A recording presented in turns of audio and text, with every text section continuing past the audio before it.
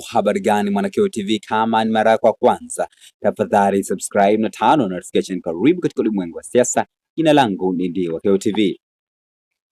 Rais wa TLS Boniface Mwabukusi amemkumbuka swaiba wake ambaye ni Mdude Nyagali pamoja na aliyekuwa balozi wa Tanzania nchini Cuba, si mwingine ni Humphrey Polepole.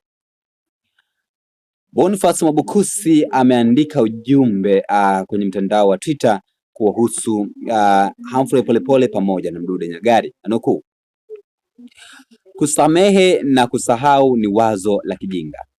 Ushauri wa kusamehe na kusonga mbele bila kujua waliko wapendo wetu na au hatima yao ni wazo la kijinga lisilostahili kuuzwa. Hata maandiko matakatifu yanatunza mfano wa mchungaji mwema kuacha kondoo wote na kutafuta kondoo mmoja aliyepotea. Mnatukosea sana wale ambao tumeguswa moja kwa moja au kwa jinsi isiyo ya moja kwa moja na madhila ya utekaji na mauaji na upotezwaji wa makusudi wa miili ya waliouawa kinyume na sheria.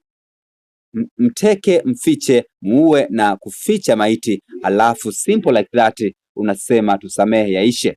Ukweli, haki na uwajibikaji kuliponya taifa. Ameandika maneno hayo rais wa TLS Boniface Mwabukusi katika mtandao wa Twitter.